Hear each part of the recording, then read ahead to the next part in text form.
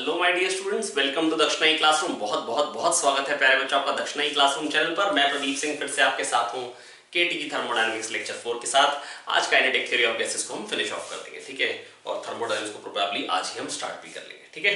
तो बच्चों देखो, मैं आपको जो बताया था बेटा कल फॉल्टी बैरोमीटर और ट्रू बैरोमीटर, उस पर क्वेश्चन भी कराया था मैंने कल आपको, ठीक है। तो बेटा क्वेश्चन बेटा किस तरीके से होते हैं कि होता क्या है कि फॉल्टी जो होता है वो अलग अलग टेम्परेचर पे सेम एटमॉस्फेरिक प्रेशर पे रीडिंग अलग अलग देता है। रीजन क्या होता है प्यारे बच्चों? रीजन सिंपल है कि जो ऊपर गैस ट्रैप्ड हो जाती है, फॉल्टी वो होता है बेटा जिसमें ऊपर गैस ट्रैप्ड हो जाती है कुछ, ठीक है, ऊपर कुछ गैस ट्रैप हो जाती है ना। उसके कारण क्या होता है, उसका जो प्रेशर होता है गैस का अलग अलग टेम्परेचर पे अलग अलग होता है। तो टोटल प्रेशर तो कांस्टेंट रहेगा, टेम्परेचर बढ़ाएंगे तो इसका प्रेशर बढ़ जाएगा, तो ये नीचे आ जाएगा, ठीक है। तो बेटा टोटल प्रेशर तो हमको वही मिला ना यहाँ पे, इस जगह पे तो प्रेशर एटमॉस्फेरिक प्रेशर आएगा, इसका बढ़ जाएगा तो इसका कम होना चाहिए, तो लेंथ अलग अलग आ जाएगी। दैट इज बैरोमीटर की reading will be different at different temperature for same atmospheric pressure. For same atmospheric pressure reading of barometer will be different. I hope मैं आपको समझा पाऊँ बच्चों, ठीक है। तो इस पे बेटा कल हमने एक क्वेश्चन कराया था, अगर मैं आपको याद दिलाऊं क्वेश्चन, तो कल वाला जो क्वेश्चन था वो था, एक सेकेंड जरा मैं बस कल वाला क्वेश्चन एक बार ओपन कर लेता हूँ केटी जी। तो बेटा कल वाला क्वेश्चन था, barometer tube of 80 centimetre length shows 74 centimetre of AG column when the atmospheric pressure is 76 centimetre. बेटा जब 76 सेंटीमीटर तो वो 74 रीड कर रहा है, ये 74 था, तो यहाँ पे 2 यहाँ पर जो प्रेशर था वो 2 सेंटीमीटर था, जो गैस का ऊपर प्रेशर था वो 2 सेंटीमीटर था, लेंथ ऑफ ट्यूब थी 80 तो ये 6 था, ठीक है, और टेम्परेचर था 300 kelvin. Initial temperature was 300 kelvin, ठीक है। तो PV equal to nRT use किया था, लेंथ को लिखा था, वॉल्यूम को लिखा था एलए एनआरटी, ठीक है। और फिर कहते हैं to what temperature should the system be cooled so that height of Hg column increases to 75। Height Hg column की 75 हो जाए।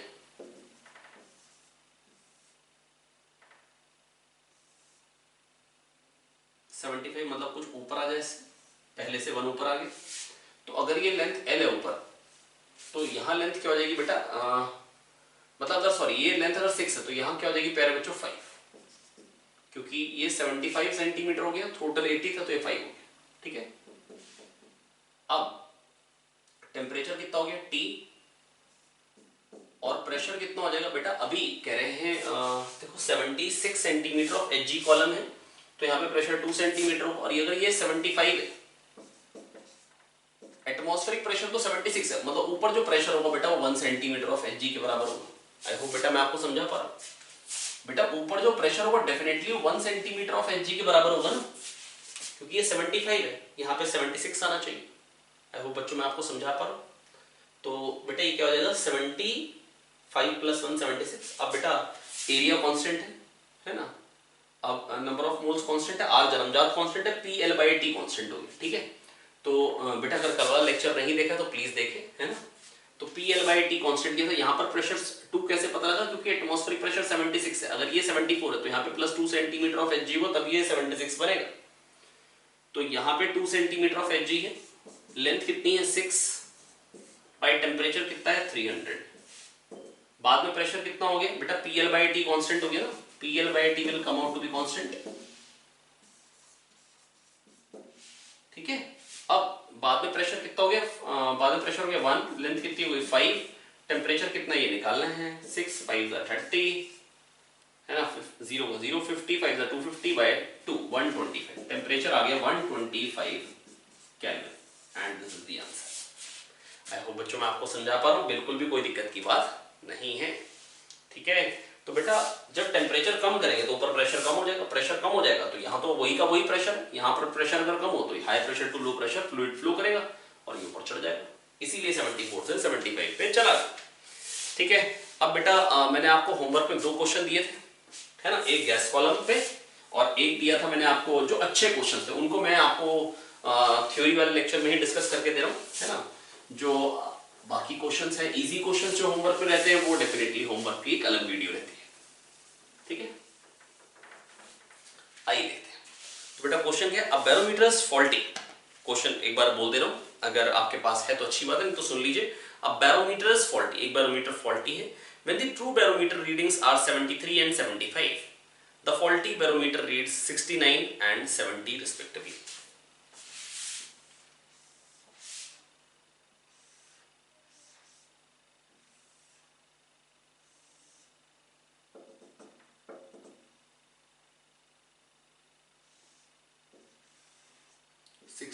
Centimetre,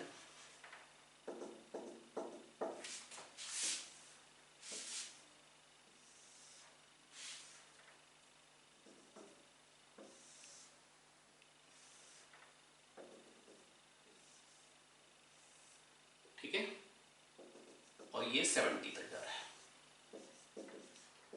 eight same temperature. ये क्वेश्चन में मेंशन करना भूल गए, कोई दिक्कत की बात नहीं, इतनी बहुत एरर नहीं होनी चाहिए वैसे, है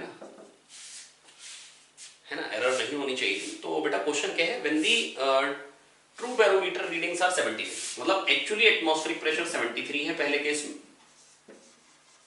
और कह रहे हैं ये 69 रीड कर रहा है, ये फॉल्टी बैरोमीटर से, और जब एटमॉस्फेरिक प्रेशर 75 है तो ये रीड कर रहे हैं 70। इसका मतलब यहां पर जो गैस का ऊपर प्रेशर हो गया वो कितना हो गया, जो गैस का प्रेशर हो गया वो हो गया 5 सेंटीमीटर ऑफ एचजी कॉलम। यहां पर कितना हो जाएगा गैस का pressure, 4 centimetre of Hg column. Correct है, बिल्कुल करेक्ट है। टेम्परेचर सेम है। What is the total length of barometer tube, ये लेंथ कितनी है, 70 से तो बड़ी है कितनी, निकालनी तो कैसे निकालेंगे बेटा, PV equal to NRT, volume को लिख देंगे length into area, NRT number of moles, वही गैस ट्रैप्ड है तो नंबर ऑफ मोल्स चेंज नहीं हो, आर चेंज नहीं हो, टेम्परेचर कांस्टेंट है, एरिया कांस्टेंट। तो पीएल का प्रोडक्ट कांस्टेंट करें, प्रेशर हो गया 4, लेंथ अगर इसको एल कह दूं तो ये हो जाएगी l+1, 4 इंटू l+1 बराबर, यहां पे प्रेशर क्या हो गया 5, और ये लेंथ कितनी हुई l, अगर ये l है तो ये वाली लेंथ हो जाएगी l+1। करेक्ट है, तो यहाँ पे प्रेशर है 5, लेंथ हुई l, यहाँ पे प्रेशर है 4, लेंथ हुई l+1, है ना, तो 5l - 4l हो जाएगा l, l बराबर 4, खत्म, लेंथ आ गई 4, यानी लेंथ आ गई 4। मैंने इसको l कहा तो ये डेफिनेटली l+1 हो गया ना, तो l आ गया 4, तो लेंथ ऑफ ट्यूब क्या आ गई, पहले पार्ट का आंसर क्या आ गया 74 centimetre. Second part, what is the true reading when the faulty reads 69.5? Okay, एक और बैरोमीटर बनाऊं, चलिए यहां बनाते हैं छोटा सा,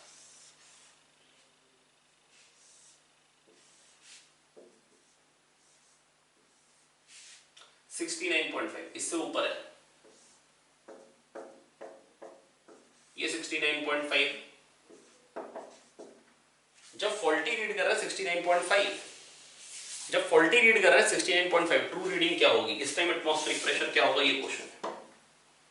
तो ऊपर बेटा लेंथ कितनी हो गई है 74 टोटल लेंथ है, तो 70 के ऊपर तो 4 होता है, तो ये 4.5 हो गई, ठीक है। फिर से वही बात, PV equal to NRT, volume को लिखेंगे length into area, area constant, N constant, R constant, T constant, तो पीएल का प्रोडक्ट कांस्टेंट क्या है, टेम्परेचर थ्रू आउट क्वेश्चन में कांस्टेंट, जो सिचुएशन उसमें टेम्परेचर कांस्टेंट, तो पीएल का प्रोडक्ट अभी भी कांस्टेंट, लेंथ आ गई थी 4, तो पीएल का प्रोडक्ट था 20, अभी पीएल का प्रोडक्ट कितना हो जाएगा, पी मान लो यहां पे प्रेशर आ गया पी, ठीक है, और लेंथ कितनी हो गई प्यारे बच्चों, ये लेंथ क्या है 4.5, 4.5, यहां से प्रेशर निकाल लेंगे, कितना आ रहा है 20, ऊपर गैस का प्रेशर आ जाएगा प्लस 69.5, हो जाएगा टोटल प्रेशर, गैस का प्रेशर प्लस 69.5, ये हो जाएगा टोटल प्रेशर, 20/4.5, ये 9/2 हो गया, 40/9, 9 4 का 36, 4 बचा 0 लगा 4.44, ठीक है, ये हो गया। और अब टोटल प्रेशर क्या हो जाएगा, दिस यहां का प्रेशर प्लस 69.5, 4.4 4 प्लस 69.5 कितना बन जाएगा भैया 94, ठीक है, और 3 73.94, अप्रोक्सीमेटली लेंथ तो 73.9। आई होप बेटा मैं आपको समझा पाऊं, कोई खास दिक्कत की बात नहीं है, बिल्कुल आसानी से हम समझ सकते हैं, ठीक है। चलिए तो बढ़ते हैं आगे, एक सेकेंड, अगला पार्ट क्या है बच्चों, अगला पार्ट है what is the faulty barometer reading when the true barometer read 74। Okay, एक सेकेंड।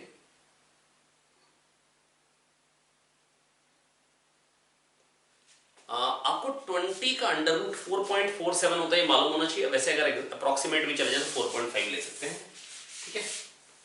ओके, अगला पार्ट है what is the faulty barometer reading when the true barometer read 74। अब ट्रू वाला 74 रीड कर रहा है तो फॉल्टी की रीडिंग क्या होगी बेटा? कॉन्सेप्ट तो एक ही लगना है, पीएल का प्रोडक्ट कांस्टेंट और कुछ नहीं। फिर से फॉल्टी बना देगा,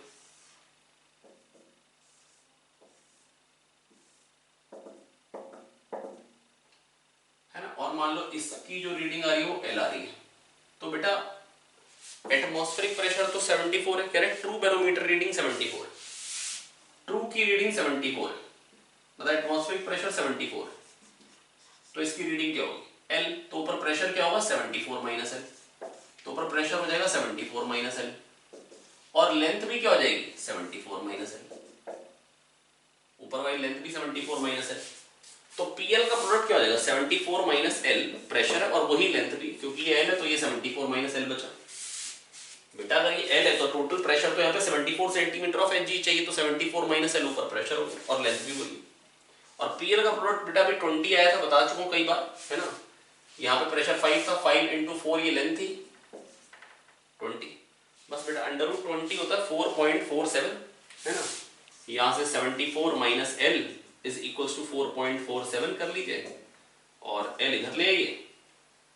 74 में से 4 जाएगा तो क्या बचेगा बेटा? 70। इसको अगर 4.5 ले लें तो 69.5 आ जाएगा, अप्रोक्सीमेट में चले जाओ। और अगर एग्जैक्ट में जाना हो तो 74 माइनस 4.47 कर लीजिए। यहाँ पे क्या होगा बेटा? 10 में से 7 गए 3, 9 में से 4 गए 5, और 13 में से 4 गए 9 और 6, 69.53 खत्म। आया? बिल्कुल आया, कोई दिक्कत नहीं। तो बच्चों मैंने आपको बेटा ये समझाया कि ट्रू और फॉल्टी बैरोमीटर के क्वेश्चंस कैसे किए जाते हैं। आई होप बच्चों मैं आपको समझा पाया हूं ट्रू और फॉल्टी बैरोमीटर रीडिंग, मतलब अगर ट्रू और फॉल्टी वाले क्वेश्चन हो तो कैसे करने। आइए एक बार और देख लेते हैं, अगर फिर भी कोई डाउट रह जाए तो अपने को क्लियर हो जाएगा, है ना। फिगर बनाई हुआ है, जस्ट एक बार ऐसा करते हैं, क्वेश्चन एक एक पार्ट रीड करते हैं, एक एक पार्ट दोबारा सॉल्व कर देते हैं। मैं जानता हूँ, और बेटा ये क्वेश्चन आ तो तभी पाएगा जब आप अपने कलम खुद भी चलाएं। मैं दूसरी बार बताऊं तो आपको ऐसा लगेगा ठीक है, लेकिन अच्छे से तभी आ पाएगा। और बेटा ये वाला पर्टिकुलर ऐसा क्वेश्चन जिसमें ना कॉन्फिडेंस नहीं है, पर अगर आप ना बस ये बात माने, लिख लिख के करना चालू करें, हो जाएगा। आइए क्वेश्चन सुनते हैं। Faulty a barometer is faulty when the true barometer readings are 73 and 75। 73 और 75 जब ट्रू की रीडिंग है, then faulty reads 69 and 70, ठीक है। तो पहला पार्ट है लेंथ बतानी है। टेम्परेचर थ्रू आउट कॉन्स्टेंट है, टेम्परेचर थ्रू आउट क्या है? कॉन्स्टेंट है, ठीक है। What is the total length of barometer? यहाँ पे अगर एल होगी तो ये एल प्लस 1 हो जाएगी, क्योंकि ये 70 है, ये एल है, तो यहाँ पे बेटा 69 तो एल प्लस 1, ठीक है। अब पीवी इक्वल टू एनआरटी में वॉल्यूम को लिखा था लेंथ इनटू एरिया। मैंने पूछा कांस्टेंट कौन कौन है? एनआरटी कांस्टेंट है, एरिया भी कांस्टेंट है, तो पीएल का प्रोडक्ट कांस्टेंट आया? बिल्कुल आया। तो बेटा अगर ये 73 अगर टोटल प्रेशर है, इसका 69 ये इसकी रीडिंग, तो ऊपर प्रेशर 4 होगा। 75 टोटल प्रेशर है, ये 70 है, तो ऊपर प्रेशर कितना होगा? 5 होगा, सही है। तो बेटा पीएल का प्रोडक्ट कांस्टेंट करें तो पी कितना हो गया? 4, लेंथ कितनी हो गई? एल प्लस 1, इधर प्रेशर कितना हो गया? 5, और लेंथ कितनी हुई? एल, यहां से एल निकाल लिया 4, that is length of tube आ गई 74। करेक्ट है? बिल्कुल करेक्ट है। दूसरा part, what is the true reading when the faulty barometer read 69.5? True reading क्या होगी जब फॉल्टी रीड कर रहे हैं 69.5? True reading when the faulty barometer read 69.5, ठीक है। ट्रू रीडिंग बतानी कितनी होगी जब फॉल्टी रीड कर रहे हैं 69.5, दैट इज ये वाला पार्ट, है ना। ट्रू फॉल्टी 69.5 रीड कर रहे हैं, एटमॉस्फेरिक प्रेशर बताना, ठीक है भैया। तो ऊपर 4.5 हो गया क्योंकि टोटल 70 है, 69.5 हटाइए 4.5, पीएल का प्रोडक्ट कांस्टेंट है जो कि 20 आ चुका है, पीएल का प्रोडक्ट 20 है।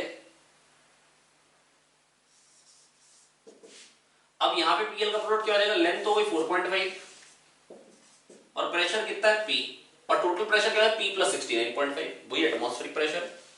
तो 4.5 इंटू पी, तो यहां से पी निकाल लीजिए, पी कितना आ जाएगा 9/2 40/9 कितना आ जाएगा 9 4 36, फिर 0 4.4 खत्म करिए। तो 69.5 प्लस 4.4 कितना आ जाएगा बेटा, टोटल प्रेशर कितना आ जाएगा 973.9। करेक्ट है, बिल्कुल करेक्ट है। हो गया। आखिरी part, what is the faulty barometer reading when the true barometer read 74। Atmospheric pressure 74 है, इसकी रीडिंग क्या होगी L, तो ऊपर लेंथ क्या होगी 74 माइनस L। ऊपर प्रेशर क्या होगा बेटा, अगर यहाँ इसका अगर प्रेशर इसके कारण L आ रहा है तो इसके कारण 74 माइनस L हो, तो P और L दोनों की वैल्यू, P भी 74 माइनस L और लेंथ भी 74 माइनस L होगी ऊपर वाले पार्ट, ये L है तो ये 74 माइनस L, तो PL का प्रोडक्ट क्या हो गया 74 माइनस L स्क्वायर बराबर क्या हो जाएगा, PL का प्रोडक्ट तो 20, खत्म। यहां से L निकाल लें, ठीक है। तो बेटा ये हो गया क्वेश्चन, जो पर्टिकुलर क्वेश्चन जो मैं आपको चाहता था कि आप सीख जाएं, है ना, और बहुत ही सिंपल क्वेश्चन था ये, ठीक है। तो बच्चों आई होप ये मैं आपको समझा पाया हूं, जिसमें कोई भी खास दिक्कत की बात नहीं है ना। तो बेटा ये हो गया ट्रू बैरोमीटर और फॉल्टी बैरोमीटर पे बेस्ड क्वेश्चंस, है ना। तो आइए देखते हैं अगला क्वेश्चन जो होमवर्क में था वो भी देख लेते हैं। एक अच्छा क्वेश्चन था, इसको भी फटाफट से किल करते हैं।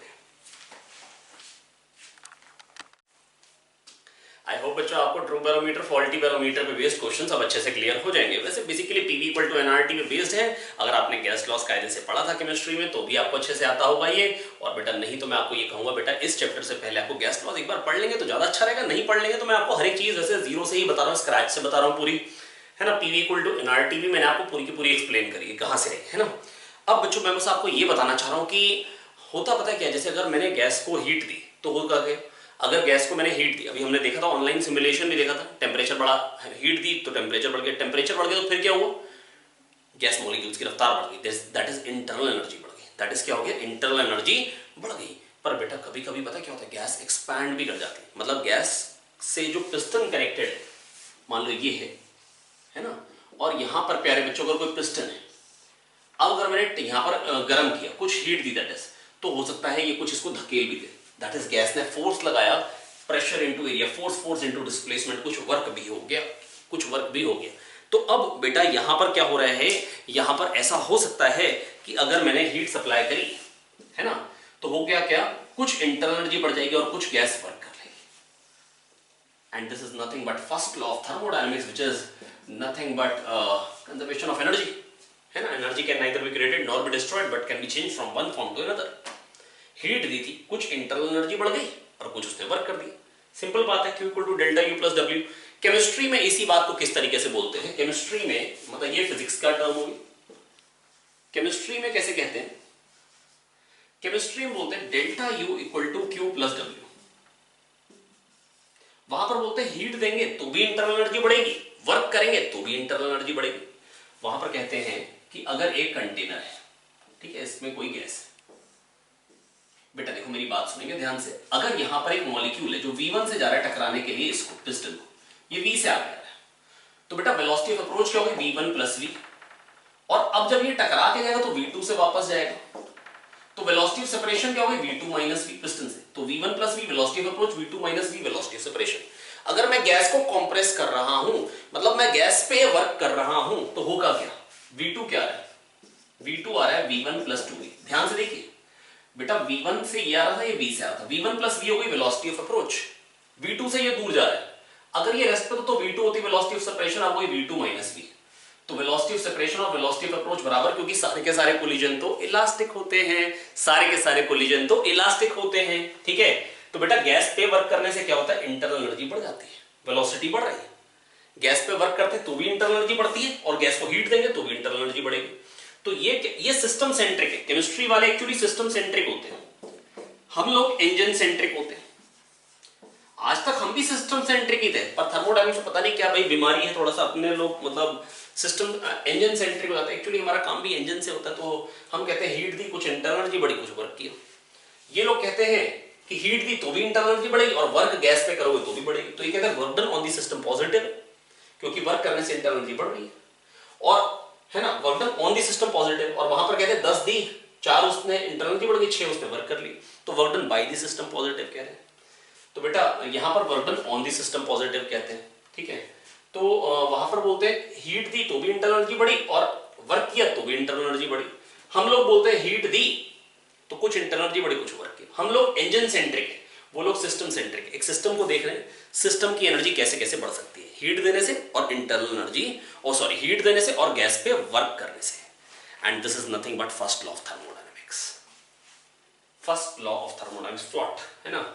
तो ये बेसिकली है क्या बेटा, ये यही तो बता रहा है कि energy can neither be created nor be destroyed, total energy of universe is constant है ना, खाली एक से दूसरी फॉर्म में चेंज होगी। हमने हीट दी, कुछ इंटरनल एनर्जी बढ़ गई और कुछ उसने वर्क कर लिया है ना। और work is a mode of transfer of energy है ना। तो आई होप बेटा मैं आपको ये समझा पाया, कोई खास बड़ी बात नहीं है ना। और ये हमको बेटा मेरे को लग रहा है कि केमिस्ट्री में बहुत अच्छे से ज्ञान मिल चुका था, बस हमने थोड़ा सा डिफरेंट किया। तो अब बेटा कभी कभी आप लोग कह सकते हो कि यार ये सही कौन सा है गड़बड़ कौन सा है। बेटा थोड़ा सा साइन कन्वेंशन की बात है, बस मैं आपको कह रहा हूँ इतने सारे मैं क्वेश्चंस करा दूंगा, आपको बिल्कुल पक्के से क्लियर हो जाएगी। नहीं तो अपने दिमाग में बैठे, अरे परचून की दुकान में बैठे 100 रुपए का सामान खरीद के लाए, 120 में बेच दिया तो प्रॉफिट कितना हो 20 रुपए है ना। तो मतलब बड़े आराम से आप देख पाओगे कि कितना वर्क हुआ, कैसे हुआ, क्या पॉजिटिव नेगेटिव है ना। साइन कन्वेंशन के चक्कर में कभी कोई बच्चा फंसता नहीं है ना, नीट का क्वेश्चन ना हो। नीट के क्वेश्चन में कई बार मतलब वैसे मतलब थोड़ा सा टेक्निकल आपको रहना होगा। बेटा देखो अगर पॉजिटिव वर्क डन कह रहे हैं यहाँ पर, तो बेटा फिजिक्स वाले तो सिंपल कहेंगे ना, प्रेशर इनटू एरिया फोर्स। अगर इधर कोई डिस्प्लेसमेंट हुई तो बेटा वर्क पॉजिटिव होगी, अगर डिस्प्लेसमेंट इधर कोई तो फोर्स इधर को, डिस्प्लेसमेंट इधर को, वर्क नेगेटिव होगी। फिजिक्स का वर्क तो सिंपल है ना, मतलब ये आपको मैंने क्लियर कर दिया। अब बेटा मैं बस आपको इतना कह रहा हूं कि वहां पर अगर मेरे को कह रहा है work done by the gas है ना, तो वो पॉजिटिव है।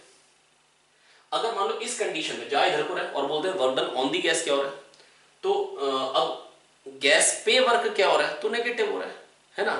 मतलब गैस वर्क कर रही है तो गैस पे तो वर्क नहीं हो रहा है, तो ये बताने का तरीका हो गया नेगेटिव। गैस ने कितना वर्क किया, अगर गैस ने 10 जूल वर्क किया तो work done by gas positive है ना। तो इस तरीके से बेटा कभी कभी आपको ना लैंग्वेज में फंसाएंगे वहां पे।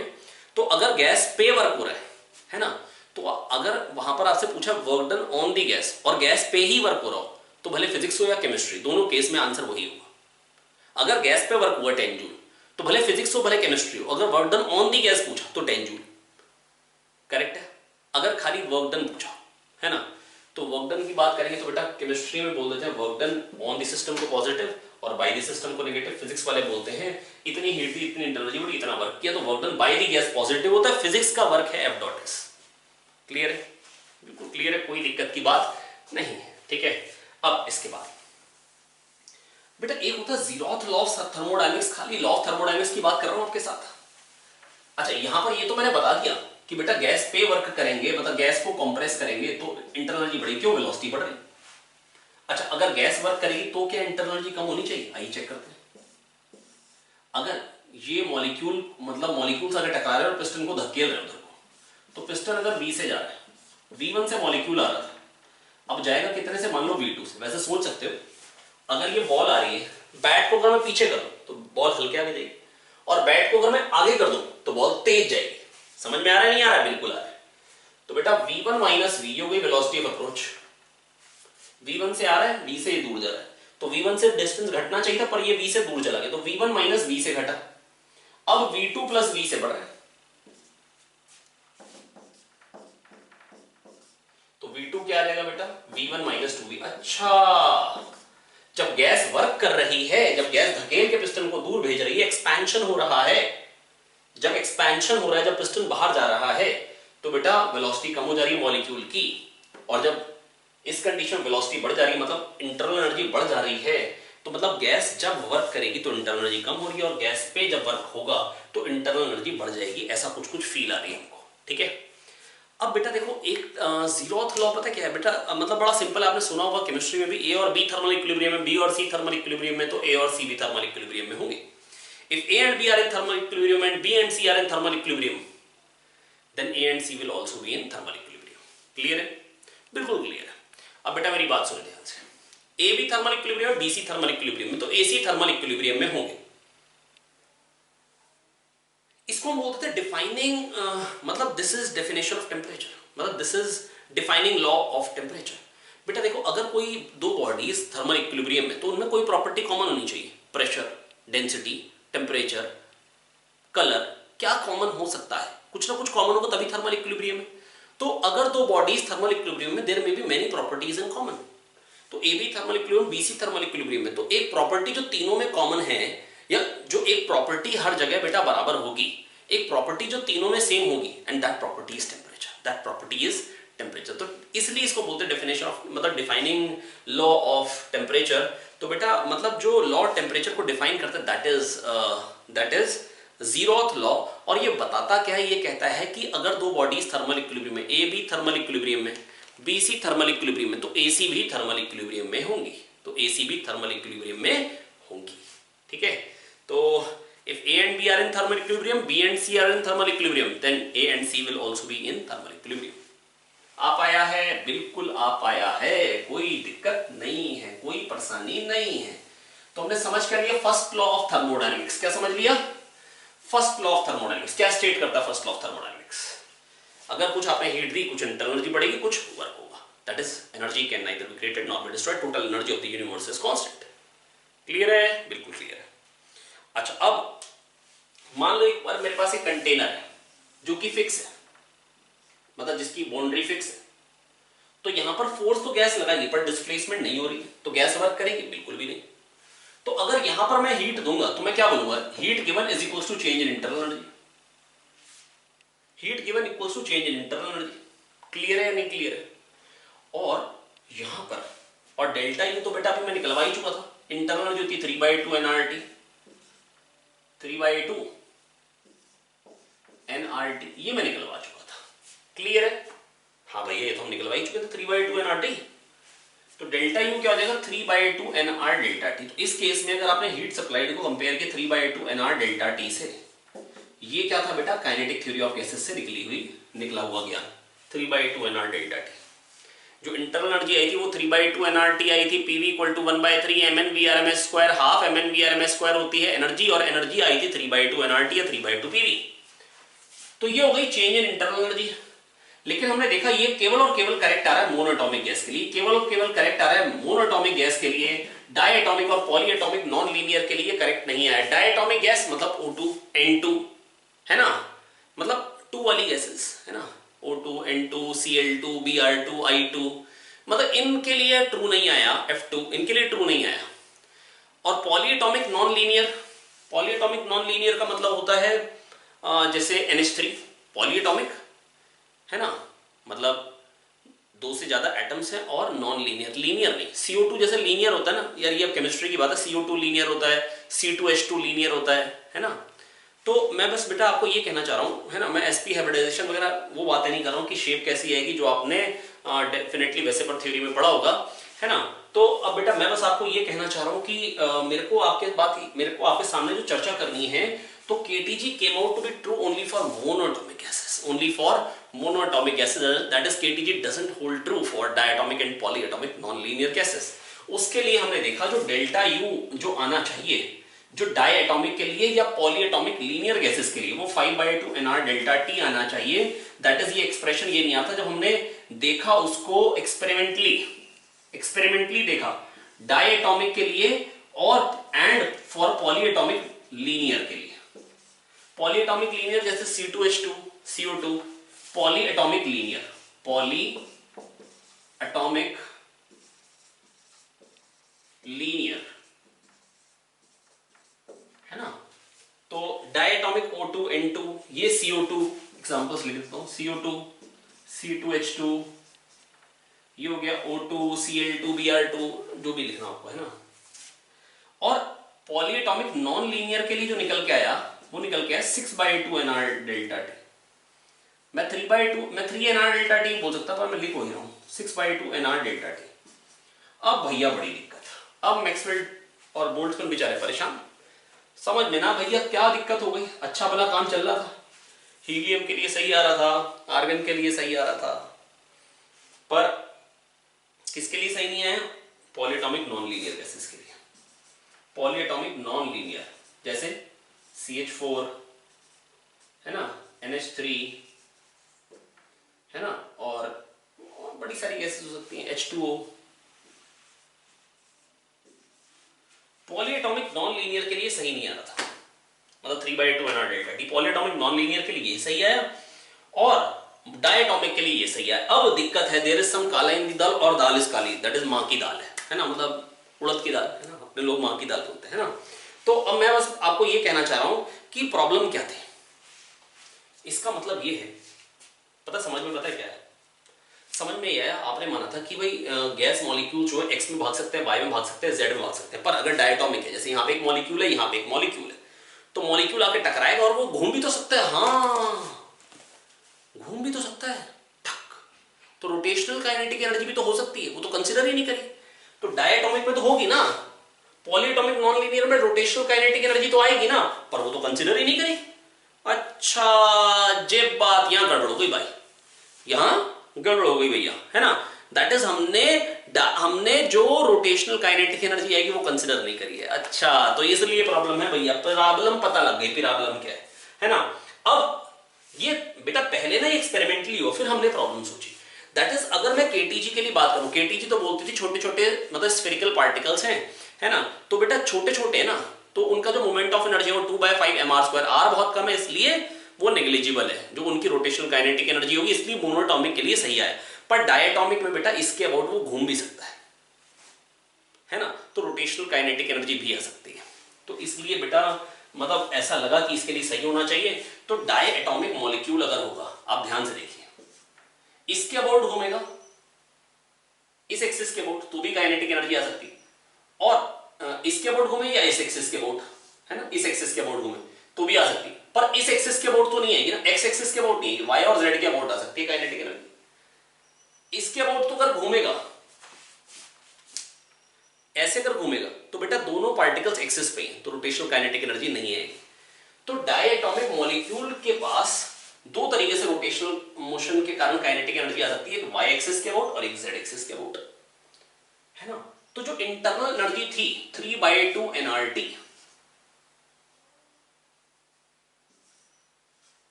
ये तीन तरफ भागने के कारण थी। तो इंटरनल एनर्जी एक डायरेक्शन में, तो जितने डायरेक्शन में काइनेटिक एनर्जी आ सकती है उसको हम बोलते हैं डिग्री ऑफ फ्रीडम। तो इंटरनल एनर्जी पर डिग्री ऑफ फ्रीडम जो निकल के आई वो 1/2 nRT आई, जो इंटरनल एनर्जी पर डिग्री ऑफ फ्रीडम है ना। तो इसमें हमने सोचा कि क्या डायटॉमिक मॉलिक्यूल भाग नहीं सकता एक्स वाई और जेड में? बिल्कुल भाग सकता है। तो क्या इसके पास नहीं आएगी क्या ट्रांसलेशनल काइनेटिक एनर्जी वाली 3/2 nRT? वो तो आएगी। एक डिग्री ऑफ फ्रीडम में कितनी? 1/2 nRT। डिग्री ऑफ फ्रीडम क्या होगा? कितनी पॉकेट में पैसे रख सकते हैं, कितनी पॉकेट में काइनेटिक एनर्जी को रख सकते हैं। आया? तो डायटॉमिक में क्या है बेटा, इसके अबाउट घूमेगा तो भी आएगी और इसके अबाउट घूमेगा तो भी आएगी।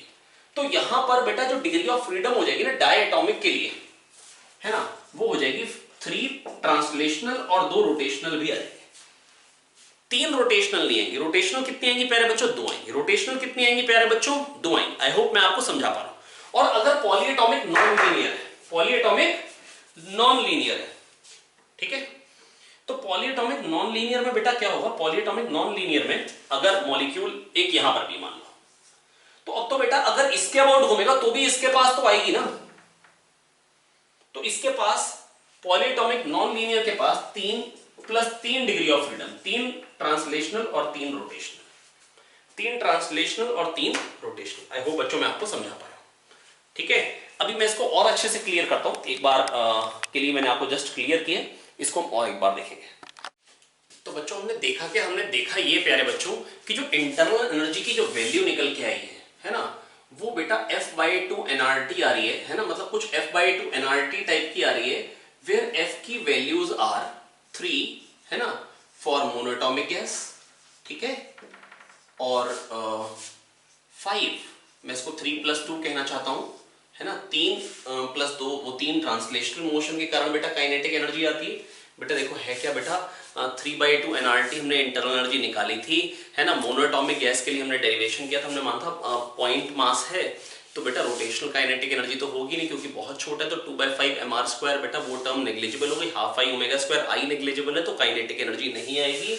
पर अगर डायटॉमिक होगा तो बेटा इसके अबाउट घूमेगा तो भी आएगी और इसके अबाउट घूमेगा तो भी आएगी, पर इसके अबाउट नहीं आएगी, एक्स के अबाउट नहीं आएगी, वाई के अबाउट आएगी क्योंकि कुछ मोमेंट ऑफ इनर्शिया आ गया, मासेस दूर दूर है, तो बेटा और इसके अबाउट भी आएगी। तो 2 रोटेशनल डिग्री ऑफ फ्रीडम है, 3 ट्रांसलेशनल, मतलब जितने डायरेक्शन में, जितने मोड्स में वो काइनेटिक एनर्जी कंटेन कर सकता है ना। और ये हो गई मतलब डाई के लिए। और पॉलीएटॉमिक लीनियर मॉलिक्यूल, 3 मॉलिक्यूल भी होते तो भी बेटा इसके अबाउट तो तब भी नहीं आती है ना। तो और जो पॉलीएटॉमिक नॉन लीनियर उसमें 3+3 होगी, पॉलीएटॉमिक नॉन लीनियर। ये बेटा हमने देखा हुआ क्या बेटा, हमने तो इंटरनल एनर्जी 3/2 nRT निकाली थी, लेकिन हमने देखा कि ये जो 3/2 nRT आई है इससे तो रिलेशन सही नहीं बैठ रहे हैं, है ना। डायटॉमिक के लिए और पॉलीएटॉमिक लीनियर के लिए 5/2 nRT आ रहा था एक्सपेरिमेंटली, तो हमने उसके लिए फिर थ्योरी डेवलप करी, है ना। और बेटा हम बस आपको ना एक बात बस ये बताना चाहते हैं कि जब थ्योरी मतलब हमने क्या था पहले एक्सपेरिमेंट्स किए, उससे रिलेशन ऐसा निकल के अब आपको लगेगी बड़ी अजीब सी बात कि ऐसा आया उसलिए उसके लिए रीजन ढूंढा। हाँ बेटा, लेकिन है ये इसी तरीके से ही कि ऐसा आया इसीलिए हमने उसके लिए रीजन ढूंढा, है ना, और कोई भी कारण नहीं था, है ना। तो हमने रीजन ढूंढा उसके लिए कि क्यों ऐसा होना चाहिए, कैसे ऐसा हो सकता है, तो ये निकल गया। तो ही हमने बात करी कि इंटरनल एनर्जी पर डिग्री ऑफ फ्रीडम जो आई निकल के वो आई 1/2 nRT, ठीक है। और अगर 3 होगी डिग्री ऑफ फ्रीडम तो 3/2 nRT, 5 होगी तो 5/2 nRT, 6 होगी तो 6/2 nRT। वैसे तो अगर एक बात और बताऊं जो आपके कोर्स में नहीं, जब टेम्परेचर बहुत ज्यादा होता है तो बेटा हमने इंटरनल एनर्जी देखी तो वो 3/2 nRT के बदले वहां पर आई 7/2 nRT, 2 डिग्री ऑफ फ्रीडम और आ गई, है ना। कुछ वाइब्रेशन वाली भी फिर हमने एक्सप्लेन किया उसको कि, लेकिन वो हमारे कोर्स में नहीं इसलिए उस पर मैं जाऊंगा नहीं, है ना। तो बेटा बस मैं आपको ये कहना चाह रहा हूँ, तो वहां पर क्या होता है वाइब्रेशन भी हो जाता है, तो कुछ एक पोटेंशियल एनर्जी वाली टर्म और एक half mu V relative square kinetic energy वाली टर्म भी आ जाती है, पर मेरे लिए वो काम की बात नहीं है इसलिए मैं एक्सप्लेन नहीं करूंगा। हाई टेम्परेचर पे जो इंटरनल एनर्जी होती है वो ये ना रह के और ज्यादा हो जाती है ना, जिसके बारे में हल्का सा क्वेश्चन में मैं चर्चा करूंगा, अभी कुछ नहीं। तो लेकिन मैं आपको फिर से बता दूं आईआईटी में आज तक ऐसा कोई क्वेश्चन नहीं आया, ठीक है। कैसा आता है कॉन्सेप्चुअल क्वेश्चन आता है वो मैं आपको जरूर बता दूंगा। लैंग्वेज आती है तो वो लैंग्वेज को आप पहचानते हैं सही कौन सा स्टेटमेंट है गलत कौन सा है। तो इंटरनल एनर्जी पर डिग्री ऑफ फ्रीडम आ गया 1/2 nRT, अभी जो बता रहा हूं वो समझते जाइए। तो इंटरनल एनर्जी पर डिग्री ऑफ फ्रीडम पर मोल क्या निकल के आएगा, पर मोल पर डिग्री ऑफ फ्रीडम कितना आएगा 1/2 RT, करेक्ट है, बिल्कुल करेक्ट है। अच्छा, इंटरनल एनर्जी पर मोल पर डिग्री ऑफ फ्रीडम पर मॉलिक्यूल, सॉरी पर मॉलिक्यूल बताना तो पर मॉलिक्यूल कितना आएगा पर degree of freedom upon Na। एक मोल की ये है तो एक मॉलिक्यूल की क्या हो जाएगी अपॉन Na, है ना। तो हाँ, एक मोल मतलब Na molecules, 1/2 R/Na into T। तो ये क्या हो गया R/Na को क्या बोलते हैं बोल्ट्जमैन कांस्टेंट, K या K भी कुछ लोग बोल देते हैं, तो जो आपका मन करे 1/2 kBT। तो बेटा ये हमारे पास आ गया, है ना, 1/2 kT, है ना। ये पर मॉलिक्यूल आ गई पर degree of freedom kinetic energy, है ना। ये आप कह सकते हैं in total internal energy, because potential energy तो 0 ही है क्योंकि there is no force of attraction और रिपल्शन बिटवीन गैस मॉलिक्यूल्स। तो बेटा इंटरनल एनर्जी बस मैंने आपको आज समझा ये दिए F/2 nRT होती है, इंटरनल एनर्जी होती है F/2 nRT, है ना। प्लीज मेरी बात समझे ध्यान से, इंटरनल एनर्जी होती है F/2 nRT। डायटोमिक होगा तो 2 एक्सिस के अबाउट घूमने पे आएगी, तीसरी एक्सिस के अबाउट काइनेटिक एनर्जी नहीं आएगी, ऐसे घूमेगा तो कुछ काइनेटिक एनर्जी नहीं आएगी। पर पॉलीएटॉमिक हुआ तो ऐसे घूमने पे भी काइनेटिक एनर्जी आएगी क्योंकि एक मॉलिक्यूल एक्सिस पे नहीं रहेगा, है ना, तो उसका कुछ ना कुछ मूवमेंट ऑफ इनर्शिया हो जाएगा। तो बेटा ये मैंने आपको समझा दिया, this is all about internal energy. चलिए वापस से चलते हैं फर्स्ट लॉ ऑफ थर्मोडायनेमिक्स पे, ठीक है। तो फर्स्ट लॉ ऑफ थर्मोडायनेमिक्स को दोबारा से एक बार देखेंगे, है ना, फिर कहानी को आगे बढ़ाते हैं। आई होप प्यारे बच्चों हमको फर्स्ट लॉ ऑफ थर्मोडायनेमिक्स समझ में आ गया। फर्स्ट लॉ क्या कहता है, अगर हीट दी कुछ इंटरनल एनर्जी बढ़ेगी और कुछ जो सिस्टम है वो वर्क कर देगा, Q = ΔU + W। This is first law of thermodynamics, flaunt first law of thermodynamics, ठीक है। कुछ हमने हीट जो दी, कुछ इंटरनल एनर्जी बढ़ेगी सिस्टम की और कुछ वो वर्क कर देगा। और इंटरनल एनर्जी क्या होती है प्यारे बच्चों, वो मैं आपको बता चुका था। इंटरनल एनर्जी होती है F/2 nRT, ठीक है। F is degree of freedom, जिसकी वैल्यू क्या होती है 3 मोनोटॉमिक के लिए, 5 डायटोमिक के लिए या पॉलीएटॉमिक लीनियर के लिए, और पॉलीएटॉमिक नॉन लीनियर के लिए होती है 6, ठीक है। तो ये बेटा इंटरनल एनर्जी होती है ना। अब बेटा मेरे को अलग अलग प्रोसेस के बारे में पढ़ना है ना। अब अलग अलग प्रोसेस के बारे में मेरे को पढ़ना है, पर उससे पहले बेटा एक टर्म आती है मोलर स्पेसिफिक हीट। क्या आती है प्यारे बच्चों? Molar specific heat. ये अच्छे से क्लियर तो तभी होगी जब मैं प्रोसेस आपको बता दूंगा जस्ट, लेकिन एक बार ये टर्म का मतलब बता देता हूं जो कैलोरीमेट्री में भी मैं आपको बता चुका था। मोलर स्पेसिफिक हीट डिनोट करते हैं सी से। किससे डिनोट करते हैं? सी से, है ना। ये होता है 1 मोल का टेम्परेचर 1 डिग्री सेंटीग्रेड से बढ़ाने के लिए सी एनर्जी देनी पड़ेगी। 1 मोल का टेम्परेचर 1 डिग्री सेंटीग्रेड से बढ़ाने के लिए सी थर्मल एनर्जी देनी पड़ेगी। n मोल का टेम्परेचर 1 डिग्री सेंटीग्रेड से बढ़ाने के लिए nc देनी पड़ेगी। n मोल का टेम्परेचर डेल्टा T से बढ़ाने के लिए nc डेल्टा T देनी पड़ेगी। तो बेटा Q equal to nc delta T, Q equal to nc delta T। तो मोलर स्पेसिफिक हीट क्या होती है बेटा? 1 मोल का टेम्परेचर, प्लीज ध्यान से सुनिए बेटा, 1 मोल का टेम्परेचर 1 डिग्री सेंटीग्रेड से बढ़ाने के लिए जो थर्मल एनर्जी सप्लाई करनी पड़ती है that is known as molar specific heat. 1 mole का टेम्परेचर 1 डिग्री सेंटीग्रेड से बढ़ाने के लिए thermal energy required to raise the temperature of 1 mole by 1 degree centigrade is C। n mole का टेम्परेचर 1 डिग्री सेंटीग्रेड से बढ़ाने के लिए nc। अरे भैया 1 आम 5 का 10 आम कितने के? 5 into 10 नहीं आया क्या? 1 मोल के लिए C देनी पड़ती तो n मोल के लिए nc, है ना। तो डेल्टा T से अगर बढ़ाना होगा टेम्परेचर तो nc डेल्टा T, तो Q equal to nc delta T। I hope प्यारे बच्चों मैं आपको समझा पाया। अब प्यारे बच्चों देखो, मेरे को अभी आज आपको कुछ प्रोसेसेस के बारे में बताना है। आइसोबारिक, आइसोकोरिक और आइसोथर्मल, 3 प्रोसेस के बारे में बात करना चाह रहा हूं। आइसोबारिक, आइसोकोरिक और आइसोथर्मल। सबसे पहले बेटा आइसोबारिक। आइसोबारिक बेटा नाम से ही आइडिया लग रहा है। आइसोबारिक का मतलब क्या होगा? Pressure is constant. आइसोबारिक, है ना, प्रेशर इज कांस्टेंट। तो प्यारे बच्चों प्रेशर कांस्टेंट है तो ग्राफ कैसा बनेगा? अगर आइसोबारिक का ग्राफ बनाने तो कैसा बनेगा, है ना। अगर मान लो पीवी ग्राफ बनाना है, प्रेशर इज कांस्टेंट, ये प्रेशर कांस्टेंट, समझ में आ गया? इस तरीके का बनेगा। ऐसा ऐसे ग्राफ बेटा आपको केमिस्ट्री में भी बनवाए गए होंगे जब आप लोग गैस लॉस पढ़ रहे होंगे, ठीक है बेटा। आइसोबारिक का मतलब ये नहीं होता कि इनिशियल और फाइनल प्रेशर बराबर, ये नहीं है। हर इंस्टेंट पे प्रेशर होगी, मतलब डेल्टा पी जीरो नहीं है आइसोबारिक, डीपी जीरो, मतलब कभी भी प्रेशर चेंज होना ही नहीं चाहिए, है ना। अगर पीटी बनाएंगे तो कैसा बनेगा? पी टी, तो भी वही बात है, आइसोबारिक प्रेशर हुई। क्या ऐसा हो सकता है? ना, हर इंस्टेंट पे प्रेशर हुई। इनिशियल और फाइनल बराबर नहीं, हमेशा वही रहना चाहिए। आइसोबारिक का मतलब समझ में आ गया। अच्छा, अगर वीटी बनाना होगा तो कैसे बनेगा? आई वीटी ग्राफ बनाते हैं आइसोबारिक प्रोसेस के लिए। बेटा पीवी इक्वल टू एनआरटी हम जानते हैं, बिल्कुल जानते हैं। अब क्या कांस्टेंट है? प्रेशर कांस्टेंट है। एनआर तो वही है तो V directly proportional to T, है ना। क्लोज सिस्टम की बात करते हैं, नंबर ऑफ मोल्स वही है तो V directly proportional to T. तो ग्राफ कैसा बनेगा? ऐसा, अलग अलग प्रेशर पे अलग, है ना, क्योंकि वी की वैल्यू आ रही एनआरटी बाय टी। जितना प्रेशर ज्यादा होगा उतनी स्लोप कम। P1 के लिए ये है, P2 के लिए ये है और P3 के लिए ये है। ज्यादा प्रेशर स्लोप कम, प्रेशर कम स्लोप ज्यादा, तो जितना प्रेशर कम उतनी स्लोप ज्यादा। क्या मैं समझा पाया आपको? बिल्कुल बेटा, ये तो बहुत ही आसान बातें हैं और ये सारी की सारी वही चीजें जो हम केमिस्ट्री में भी डील कर चुके हैं, है ना। तो V equal to NRT by P, जितना प्रेशर कम उतनी स्लोप ज्यादा, जितना प्रेशर कम उतनी स्लोप ज्यादा। आई होप बेटा मैं आपको समझा पाया, ठीक है। चलिए बढ़ते हैं अगला आइसोकोरिक के ग्राफ्स की तरफ। और मीनिंग क्या है बेटा आइसोबारिक का? आइसोबारिक का मीनिंग है pressure is constant, pressure is constant. Initial और फाइनल प्रेशर बराबर तो है ही, लेकिन हर इंस्टेंट पे प्रेशर वही का वही है, प्रेशर चेंज नहीं हो रहा है, प्रेशर चेंज नहीं हो रहा है। चलिए आइए बढ़ते हैं आइसोकोरिक की तरफ।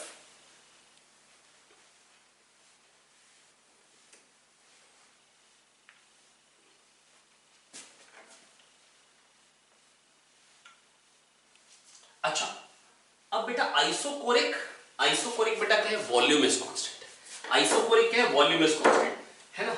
Isochoric volume is constant. अच्छा, जब मैं छोटा था तो मैंने याद कैसे किया था आइसोकोरिक वॉल्यूम कांस्टेंट? तो बेटा मैंने इस तरीके से याद किया, आइसोकोरिक वॉल्यूम कांस्टेंट है, वॉल्यूम कांस्टेंट, वॉल्यूम कांस्टेंट है। कैसे याद किया था बेटा? A1 B2 C3, C3 metre cube में 3 आता, मतलब वॉल्यूम से रिलेटेड है, ठीक है। तो वॉल्यूम इज कांस्टेंट, है ना। अब बेटा वॉल्यूम जो है वो कांस्टेंट है। आइसोकोरिक वो प्रोसेस है जिसमें वॉल्यूम कांस्टेंट है, ठीक है, बिल्कुल ठीक है। अब अगर बेटा वॉल्यूम कांस्टेंट है तो बेटा ग्राफ कैसा बनेगा? अगर पीवी बनाएंगे तो कैसा बनेगा? आइए देखते हैं। वॉल्यूम, प्रेशर, वॉल्यूम हमेशा वही की वही है, वॉल्यूम इज कांस्टेंट। अगर VT बनाएंगे तो कैसा बनेगा,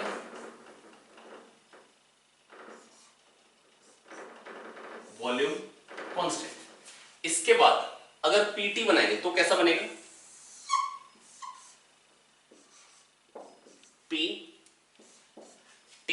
कैसा बनेगा पहले बच्चों देखिए ध्यान से। PT बनाएंगे तो PV इक्वल टू NRT लिख लीजिए पहले।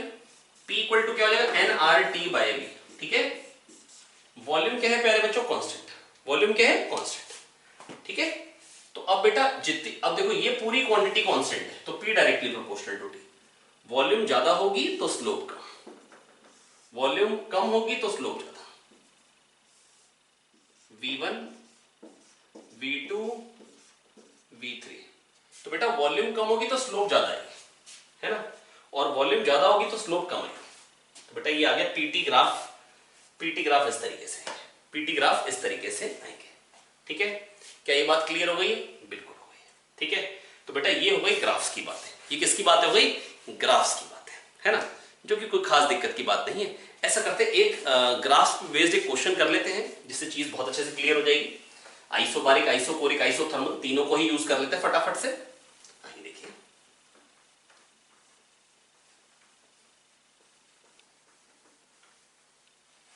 चलिए भाई, ये आपके पास एक ग्राफ दे रखा है,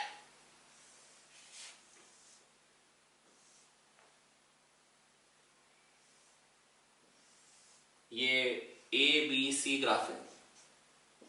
क्लॉकवाइज एक साइकिल दे रखी है, ये पॉइंट है A, ये पॉइंट है B, और ये पॉइंट है C, ये है P, ये है V, ठीक है।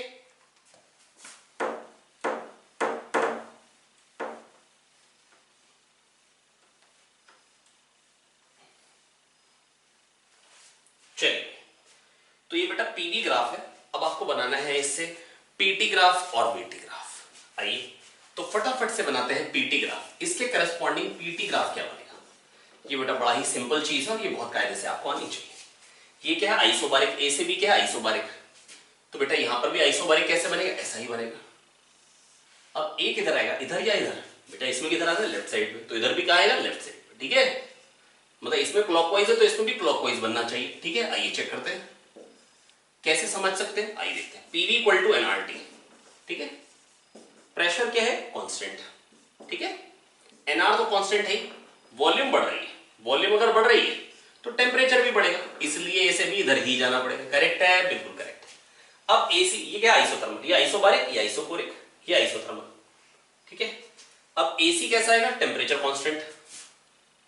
नीचे को या ऊपर को, भैया या तो ऊपर का आ सकता है नीचे को, है ना, पर अगर ऊपर को आएगा तो ऐसी साइकिल हो जाएगी, यहां पे तो ऐसी बननी चाहिए, करेक्ट है। तो वैसे अगर सोचे कैसे बनना चाहिए, दोबारा से लिखते हैं PV इक्वल टू NRT। किसके लिए, इस प्रोसेस के लिए लिख रहा हूं, टेम्परेचर कांस्टेंट के लिए PV इक्वल टू NRT। अब क्या आएगा प्यारे बच्चों, इसमें क्या हो रहा है, A से C की तरफ जाए, पहले देखिए क्या हो रहा है, प्रेशर कम हो रहा है तो वॉल्यूम बढ़ेगी, क्यों, क्योंकि PV का प्रोडक्ट कांस्टेंट है।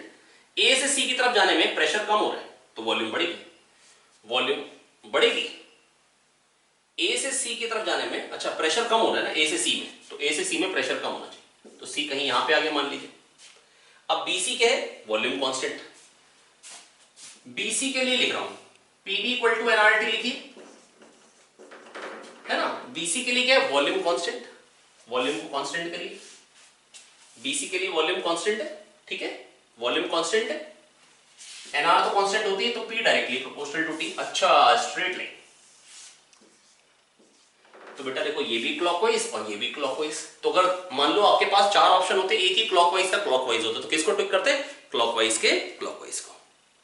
चलिए अब बनाते हैं VT ग्राफ, ठीक है। अब इसी के लिए ही बनाते हैं VT ग्राफ, इसी के लिए VT ग्राफ बना लेते हैं।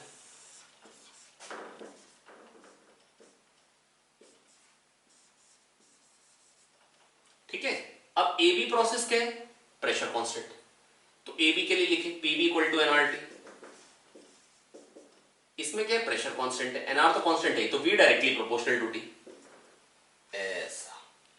अब A किधर आएगा, B किधर, बेटा देखो वॉल्यूम क्या हो रही है, बढ़ रही है, तो A इधर आएगा और B इधर आएगा, ठीक है, ओके। अच्छा, बीसी प्रोसेस में क्या है, वॉल्यूम कांस्टेंट है, बीसी प्रोसेस में वॉल्यूम कांस्टेंट है और प्रेशर क्या हो रहा है, कम। अब इसके लिए लिखते हैं पीवी इक्वल टू एनआरटी। बहुत ध्यान से बेटा समझेंगे, ध्यान से समझिए एक एक स्टेप। इसमें क्या है, वॉल्यूम कांस्टेंट है, वॉल्यूम कांस्टेंट है, एन आर वो भी कांस्टेंट है ना। अब प्रेशर कम हो रहा है तो टेम्परेचर भी कम हो, तो बीसी प्रोसेस में क्या हो रहा है, प्रेशर कम हो रहा है तो टेम्परेचर भी कम होगा, नीचे आएगा भैया, है ना। और ये था क्या, बीसी प्रोसेस था क्या, बीसी प्रोसेस था आइसोकोरिक। बीसी जो प्रोसेस है वो तो आइसोकोरिक है और इसमें हो क्या रहा है, प्रेशर कम, pressure directly proportional to temperature है। और ये isochoric process, I am sorry, BC process क्या है बेटा, आइसोकोरिक है, वॉल्यूम कांस्टेंट है, एन कांस्टेंट है, आर कांस्टेंट है, प्रेशर डिक्रीज कर रहा है तो टेम्परेचर भी डिक्रीज करे, तो टेम्परेचर डिक्रीज करेगा इधर को, टेम्परेचर डिक्रीज करे बेटा, आइसोकोरिक है तो वॉल्यूम कांस्टेंट है तो इसी लाइन पे आना चाहिए, ठीक है। अब बेटा बीसी प्रोसेस में हो क्या रहा है, प्रेशर डिक्रीज कर रहा है, प्रेशर डिक्रीज कर रहा है तो टेम्परेचर भी डिक्रीज कर, पीवी इक्वल टू एनआरटी में वॉल्यूम कांस्टेंट है, वैसे भी वॉल्यूम कांस्टेंट वाली ये लाइन, बस आगे जा रहा है पीछे, टेम्परेचर घट रहा है क्योंकि प्रेशर घट रहा है। ये क्या है, आइसोथर्मल, बस बना दीजिए, ये तो आइसोथर्मल है, आइसोथर्मल तो यही लाइन है, ये टेम्परेचर कांस्टेंट। अच्छा, ये क्लॉकवाइज का एंटी क्लॉकवाइज, तो जो कॉन्सेप्ट बोला था क्लॉकवाइज का क्लॉकवाइज गड़बड़ है भैया, है ना। तो बेटा कभी कभी चीजें मैच हो जाती हैं, आपको मिल जाता है कि क्लॉकवाइज का क्लॉकवाइज, यहाँ पे क्लॉकवाइज का क्लॉकवाइज नहीं बन रहा है। बेटा फिर से एक बार बता देता हूँ कैसे सोचा। सबसे पहले पीवी से पीटी पे चलते हैं। एबी प्रोसेस में क्या, PV equal to NRT, P constant है, V directly proportional to T, बन गया V directly proportional to T. अच्छा सॉरी, वी डायरेक्ट, अच्छा अभी पीवी से पीटी पे आ रहा हूं, पीवी से पीटी पे आ रहा हूं, PV equal to NRT, P constant है तो बेटा ऐसा ही आएगा। अब यहां पर हो क्या रहा था, वॉल्यूम बढ़ रही थी, वॉल्यूम बढ़ेगी तो टेम्परेचर भी बढ़ेगा, तो इसलिए आगे को जा रहा है, ए से भी आगे को जा रहा है, टेम्परेचर बढ़ना चाहिए ए से भी। बीसी में क्या है, बीसी में क्या है, वॉल्यूम कांस्टेंट है, आइसोकोरिक है, वॉल्यूम कांस्टेंट है, एनआर कांस्टेंट है तो P directly proportional to T, PT graph क्या हो जाएगा, स्ट्रेट लाइन। और बीसी में हो क्या रहा था, प्रेशर कम हो रहा था तो टेम्परेचर भी कम होगा, टेम्परेचर कम इधर को होगा, ना कि ऐसे जाता है, आनी तो स्ट्रेट लाइन है पासिंग थ्रू ओरिजिन। और सीए क्या है, आइसोथर्मल बन गया, ठीक है। पीवी से अगर वीटी पे आना, सबसे पहले आइसोकोरिक कौन सा है, बीसी, बीसी आइसोकोरिक है तो वो तो ऐसा बनेगा, आइसोकोरिक, आइसोकोरिक है BC, oh I am sorry ये सी है, आइसोकोरिक है बीसी। और इसमें हो क्या रहा है, बीसी में प्रेशर डिक्रीज कर रहा है तो टेम्परेचर भी डिक्रीज करेगा क्योंकि वॉल्यूम कांस्टेंट है, पी डिक्रीज करेगा तो टी भी डिक्रीज करेगा, तो बी से सी इधर को आना पड़ेगा, टेम्परेचर डिक्रीज करते हैं। अच्छा सीए में क्या हो रहा है, सीए में क्या है, सीए क्या आइसोथर्मल तो टेम्परेचर कांस्टेंट है, और सीए में हो क्या रहा था, प्रेशर बढ़ रहा है, सी से ए में हो क्या रहा है, प्रेशर बढ़ रहा है, तो प्रेशर अगर बढ़ेगा, सीए में पीवी इक्वल टू एनआरटी में टेम्परेचर कांस्टेंट है, तो अगर सी से ए में प्रेशर बढ़ रहा है तो वॉल्यूम कम होगी, प्रेशर बढ़ेगा तो वॉल्यूम कम होगी, पीवी का प्रोडक्ट कांस्टेंट तो वॉल्यूम कम हो रही, देखिए सीए वॉल्यूम कम हो रही। और इसके बाद एबी में क्या है, प्रेशर कांस्टेंट है तो V directly proportional to T, straight line. I hope बच्चों मैं आपको समझा पाया, कोई खास दिक्कत की बात नहीं। तो ये ग्राफ के ट्रांसफॉर्मेशंस भी मैंने आपको सिखा दी है ना। चलिए अब ऐसा करते हैं, आइसोबारिक, आइसोकोरिक और आइसोथर्मल, इनको थोड़ा सा और डिटेल में पढ़ना है तो आइए एक एक करके फिर से स्टार्ट करते हैं। लेकिन सबसे पहले बेसिक चीज बतानी है आपको, वर्क कैसे निकालते हैं। अब बेटा वर्क डन, वर्क डन बेटा देखो, ये गैस के कारण मेरे को वर्क डन लिखना है। ये एक पिस्टन सिलेंडर सिस्टम है, ठीक है। यहां पे अंदर गैस है जिसका प्रेशर मान लो P है, तो बेटा फोर्स कितना है, P into A. One area पे जो फोर्स होता है that is known as pressure, pressure is force per unit area, तो ए एरिया पे क्या आएगा PA, ए एरिया पे क्या आएगा PA, ठीक है। अब अगर सोचो dx चला इधर, पिस्टन आ गया यहां पे, ठीक है। तो अब बेटा वर्क डन क्या आएगा, छोटा सा वर्क डन। बेटा ऐसा हो सकता है प्रेशर कांस्टेंट हो, ऐसा हो सकता है प्रेशर कांस्टेंट हो, but it may not be constant, तो इसलिए PA force into displacement into cos 0, क्योंकि जिधर को फोर्स है उधर कोई डिस्प्लेसमेंट हो रही है। तो ये क्या है, ADX क्या है, increase in volume, P dV, इसका इंटीग्रल कर देंगे, dW इसका इंटीग्रल कर देंगे, तो वर्क डन क्या आ जाएगा, P dV का इंटीग्रल बेसिकली बेटा मेरे को मिल रहा है। अब बेटा देखो ये अलग अलग प्रोसेस के लिए अलग अलग आएगा। सपोज करो आइसोबारिक, तो बेटा क्या आएगा वर्क, आइसोबारिक है तो वर्क डन क्या आएगा, P dV का इंटीग्रल। फिर वर्क डन क्या मिल जाएगा, प्रेशर कांस्टेंट है V1 से V2 इंटीग्रेट कर दीजिए तो क्या देगा P V2 माइनस V1 है ना, P delta V short form है। PV को लिख सकते हैं NRT, तो NRT2 और PV1 NRT1, तो इसको मैं ये भी कह सकता हूं NR डेल्टा T। नहीं है समझ में, मैं फिर से बता दे रहा हूं, प्लीज मेरी बात सुने बहुत ध्यान से। PV2 NRT2 PV1 NRT1, तो NRT2 माइनस NRT1। चिंता नहीं करिए, पूरे क्लास में आज इसी के बारे में चर्चा होने वाली है। तो बेटा आइसोबारिक में देखो PdV का इंटीग्रल कैसे बना, PA फोर्स बेटा कैसे निकालेंगे बेटा वर्क डन। बेटा ये एक पिस्टन सिलेंडर सिस्टम है, ये छोटा सा पिस्टन बनाया है ना, इस पे फोर्स आ रहा है PA, डिस्प्लेसमेंट हुई dx, तो वर्क डन क्या हो जाएगा PA dx। A dx क्या हो गया, इंक्रीज इन वॉल्यूम PdV है ना, PdV प्रेशर कांस्टेंट है तो PV2 माइनस V1 बन जाएगा इंटीग्रल करने पे, PV हो जाएगा NRT, तो NRT2 NRT1, तो NR डेल्टा T क्या बन जाएगा प्यारे बच्चों, NR डेल्टा T। क्या समझ में आया, बिल्कुल है ना, ये हो गया आइसोबारिक। अब बेटा बात करते हैं आइसोकोरिक की।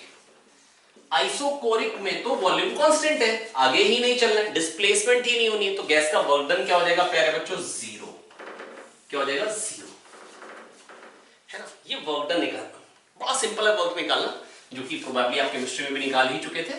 आइसोथर्मल, इसमें वर्क डन निकालना है बेटा, एक बार लिख लिख के ना खुद से भी कर लेंगे तो बहुत अच्छे से चीज क्लियर हो जाएगी। एक एक स्टेप सुने, एक एक स्टेप समझे, एक एक स्टेप लिखें, दिमाग में बसती चली जाएगी चीज। आइसोथर्मल, इसमें वर्क डन बेटा क्या आएगा, PdV का इंटीग्रल क्या निकल के आएगा बेटा बताइए। अब प्रेशर लगातार चेंज होता है, आइसोथर्मल में प्रेशर चेंज होगा। आइसोकोरिक में डिस्प्लेसमेंट ही नहीं हो रही थी तो वर्क जीरो। आइसोबारिक में प्रेशर कांस्टेंट था, तो वो बहुत आसान हो गया, P डेल्टा V और NR delta T। P delta V सबको याद रहता है, NR डेल्टा T याद रहता है, तो दोनों याद रहे, P डेल्टा V और NR delta T, P delta V और NR डेल्टा T, ठीक है। अब आइसोथर्मल में बेटा क्या है, प्रेशर कांस्टेंट होता है, नहीं, आइसोथर्मल में PV इक्वल टू NRT लिखिए, टेम्परेचर कांस्टेंट होता है, पिस्टन के अंदर गैस वही है, तो NRT कांस्टेंट है, PV का प्रोडक्ट कांस्टेंट, प्रेशर कांस्टेंट नहीं है, टेम्परेचर कांस्टेंट। तो क्या निकालेंगे बेटा वर्क डन, P को लिख दीजिए NRT by V, dV by V का इंटीग्रल V1 से लेके V2 तक, तो क्या आ जाएगा NRT ln V2 bye V1 आ पाए हैं, NRT ln V2 bye V1। क्या मैं आपको समझा पाया, बिल्कुल हाँ। तो प्यारे बच्चों मैं बस आपको इतना कहना चाह रहा हूं, ये तीन अलग अलग प्रोसेस वर्क डन कैसे आए। PA छोटा सा फोर्स हो गया बेटा, अगर प्रेशर कांस्टेंट होता तो PA इंटू डिस्प्लेसमेंट कर देता, लेकिन प्रेशर वेरी भी कर सकता है, इसलिए छोटी सी डिस्प्लेसमेंट के लिए वर्क डन लिखना सिखाया आपको, dW PA dx, dW आया PA dx, A dx हो जाएगा increase in volume PdV। Isobaric के लिए निकाला P delta V NR delta T, isochoric के लिए जीरो, आइसोथर्मल के लिए NRT ln V2 bye V1। और इसको और क्या लिख सकते हैं बेटा, P1 V1 equal to P2 V2 होगा, क्योंकि PV का प्रोडक्ट कांस्टेंट होता है, तो P1 V1 equal to P2 V2, जहां से क्या इक्वेशन निकल के आ जाएगी, V2 बाय V1 हो जाएगा P1 बाय P2। तो आप चाहे तो V2 बाय V1 के बदले P1 बाय P2 पुट कर सकते हैं, बस खत्म।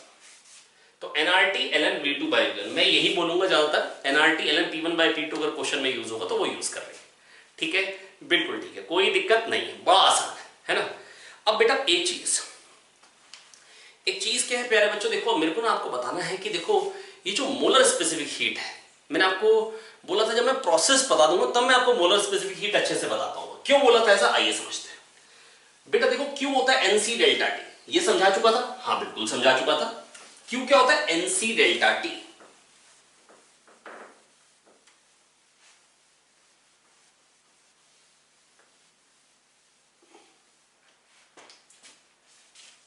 क्यों क्या होता है NC डेल्टा T, ठीक है, ठीक है।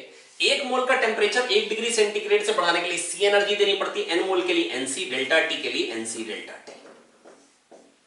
अब बेटा पता कहते हैं आइसोबारिक के लिए Cp लिखो, आइसोकोरिक के लिए Cv, क्योंकि बेटा Q equal to delta U plus W जो है ना, ये प्रोसेस डिपेंडेंट है बेटा। सी जो है कहते हैं अलग अलग प्रोसेस के लिए अलग अलग होती है। पता है क्यों?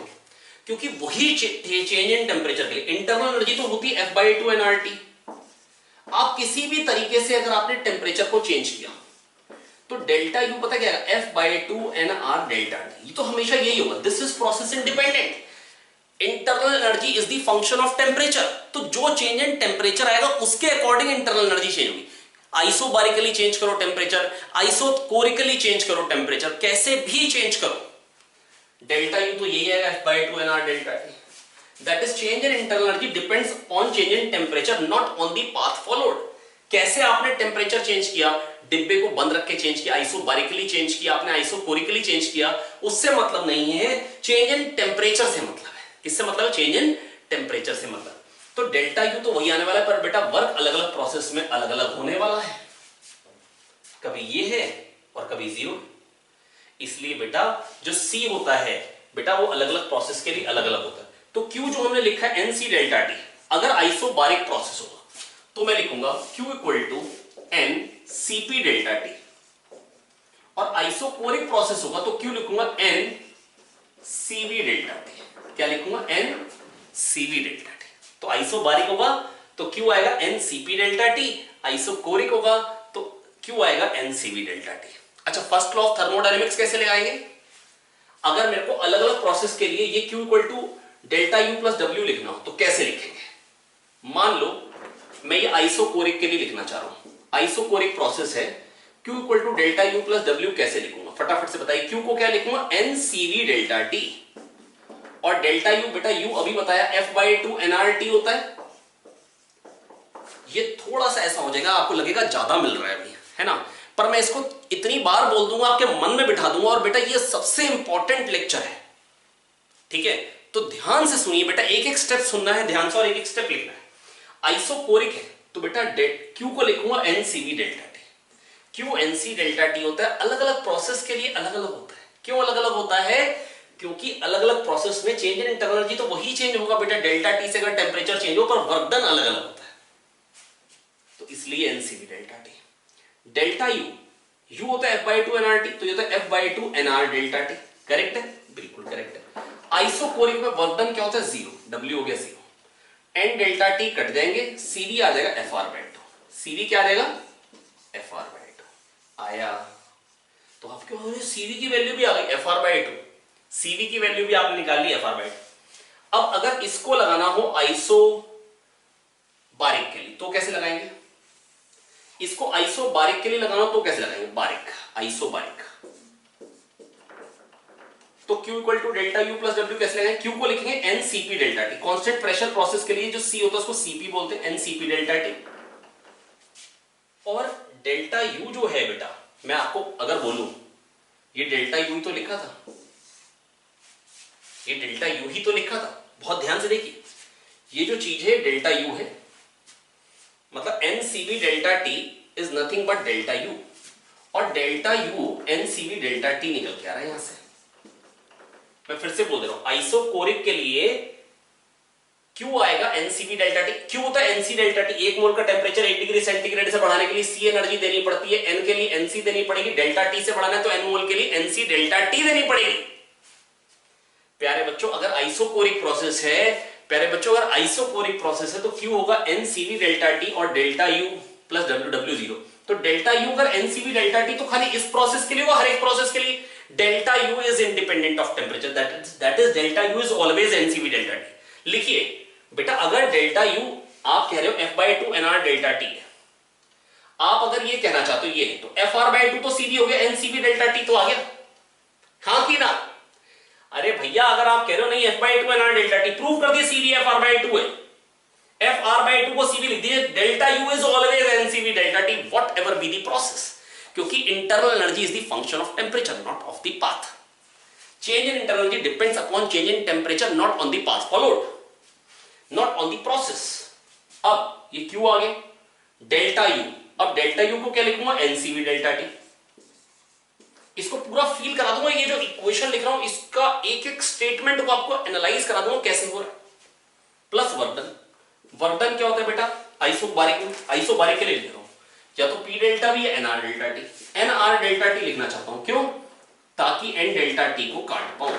N delta T, N delta T, N delta T, CP equal to CV plus are.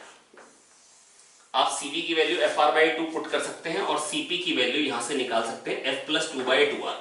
लिख के खुद से निकालिए, लिख के खुद से निकालिए।